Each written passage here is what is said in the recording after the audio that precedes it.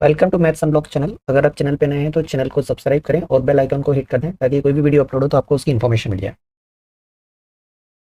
इस वीडियो में हम सीखेंगे simple interest and compound interest के बारे में। दोनों का डिफरेंस समझ लेते हैं। पहले सिंपल इंटरेस्ट क्या होता है और कंपाउंड इंटरेस्ट क्या होता है। तो यहाँ पर देखिए, सिंपल इंटरेस्ट में जो भी आप अमाउंट जमा कर रहे हैं, दैट इज जो भी आपका प्रिंसिपल अमाउंट है,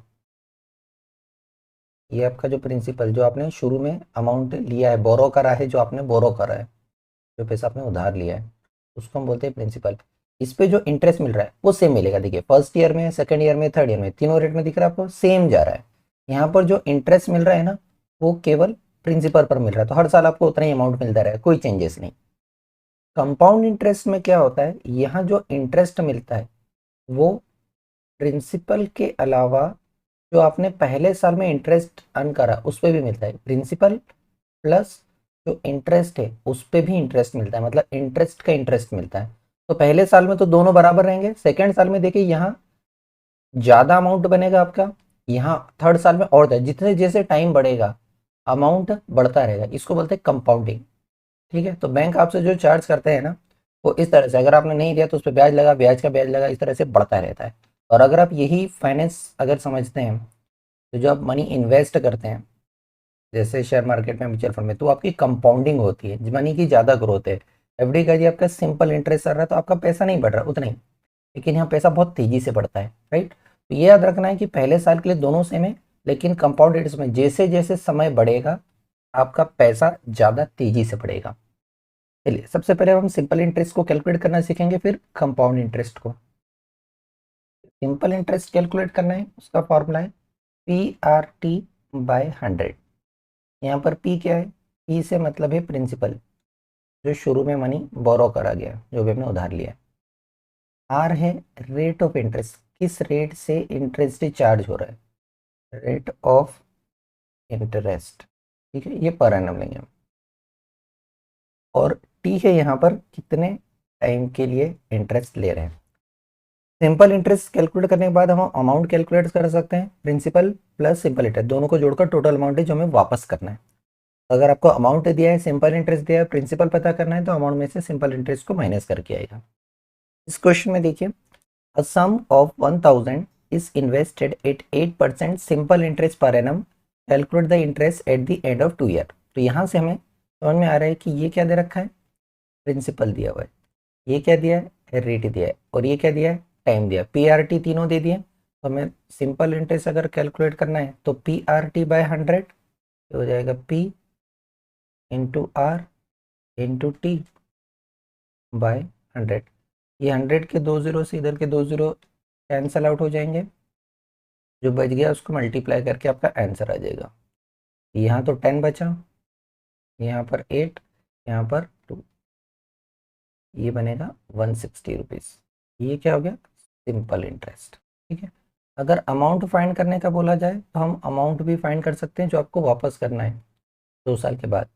तो अमाउंट होता है प्रिंसिपल प्लस इंटरेस्ट, ये हो जाएगा 1160, मतलब 2 साल के बाद इतना पैसा वापस करना है। ये सिंपल इंटरेस्ट का कंसेप्ट।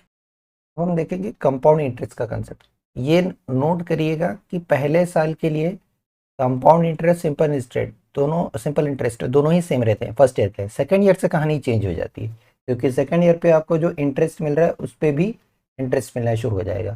तो कंपाउंड इंटरेस्ट के लिए नॉर्मली भी निकलता है और फॉर्मूला भी है। पहले हम अमाउंट निकालते हैं, अमाउंट निकलता है P × 1 + R/100 से, और उसके बाद आपको कंपाउंड इंटरेस्ट चाहिए, अमाउंट में से प्रिंसिपल को माइनस करके निकालिए, या फिर डायरेक्ट फार्मूला ये वाला यूज़ करिए। एक कंपाउंड इंटरेस्ट हो जाएगा P × 1 + R/100 ये जो कंपाउंड इंटरेस्ट है हमने पर एनम के हिसाब से देखा है। ठीक है, पर एनम। अगर हाफ ईयरली क्वार्टरली होगा तो फॉर्मूला थोड़ा सा चेंज हो जाएगा, वो अभी हम देखेंगे। तो चलिए पहले इसका क्वेश्चन सॉल्व कर लेते हैं। देखिए, यहाँ पर बोला है find simple interest and compound interest on 12,000 for 2 years at 10% per annum compounded annually.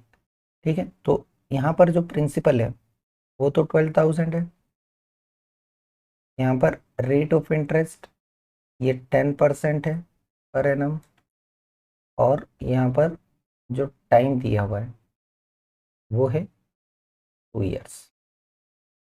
ठीक है, पहले हम सिंपल इंटरेस्ट अगर कैलकुलेट करें तो आपको पता चलेगा कि इसमें क्या डिफरेंस है। ठीक है, सिंपल इंटरेस्ट कैलकुलेट करना है तो यहाँ पर डायरेक्ट मिल जाएगा आपको सिंपल इंटरेस्ट आफ्टर 2 ईयर्स। ये हो जाएगा पी आर टी बाय 100 से P into R into T by 100। 2 zero से 2 जीरो कैंसिल आउट करके सिंप्लीफाइड कर दे, हमारा आंसर आ जाएगा। 2 जीरो से 2 जीरो कैंसिल आउट हो गए, जो बच गया उनको सिंप्लीफाइड करें। यहाँ बचा 120, यहाँ बचा 10, यहाँ बचा 2, हो जाएगा 2400। ये आपका सिंपल इंटरेस्ट बना 2 साल के बाद। ठीक है, अगर इसी चीज़ को हम कंपाउंड इंटरेस्ट के टर्म में देखें तो अमाउंट इससे ऑब्वियस सी बात ज़्यादा आने वाला है।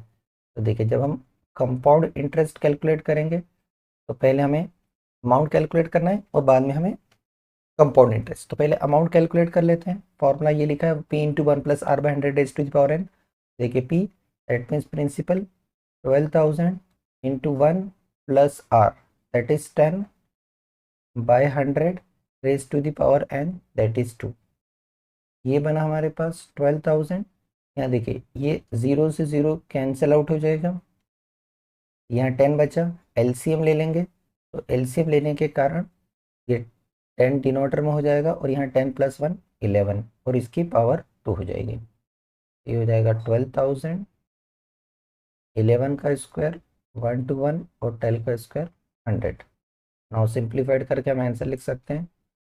ये 2 जीरो से 2 जीरो कैंसिल हो गए, यहाँ पर जो बच गया उनको मल्टीप्लाई करना है।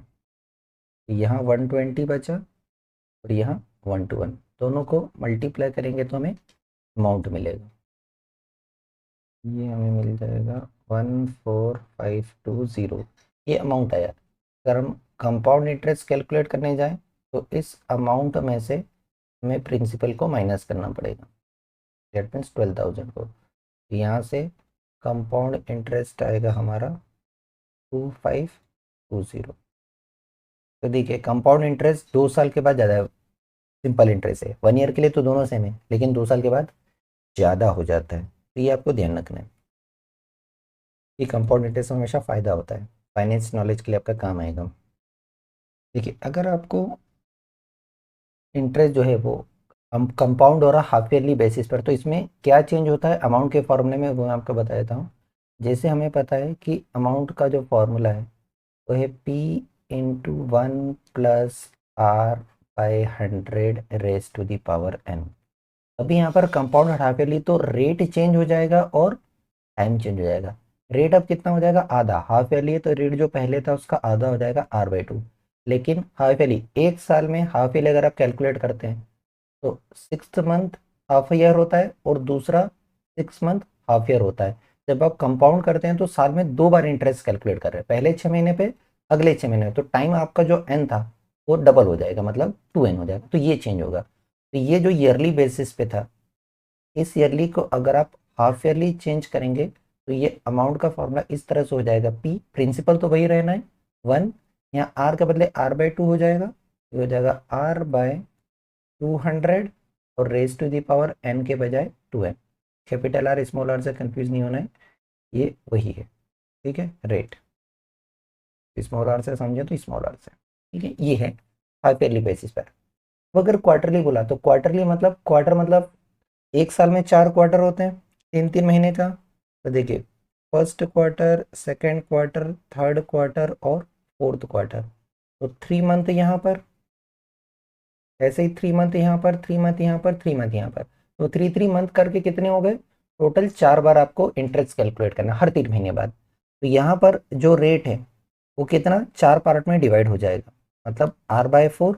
और जो टाइम था वो अब 4 बार कैलकुलेट होगा तो ये 4 टाइम्स हो जाएगा n का। तो यहाँ पे जो अमाउंट बनेगा वो बनेगा P इंटू 1 प्लस R/400 और raise to the power 4n।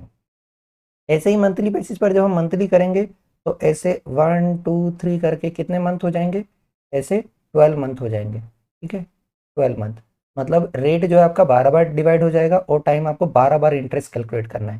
तो यहाँ पर जो रेट है वो R/12 हो जाएगा, जबकि जो टाइम है वो 12 टाइम्स हो जाएगा, क्योंकि 12 महीने होते हैं मंथली बेसिस पर, ईयरली से हम यहाँ जाएंगे। तो इस केस में अमाउंट का फॉर्मूला हो जाएगा P इंटू 1 प्लस R, और यहाँ पर बाय 12 करेंगे तो यहाँ 1200 हो जाएगा और power 12n। Thank you for watching. अगर आपको वीडियो पसंद आया है तो प्लीज़ लाइक करें और कमेंट करें, और चैनल पर नए हैं तो सब्सक्राइब करें और अपने दोस्तों को सजेस्ट करें।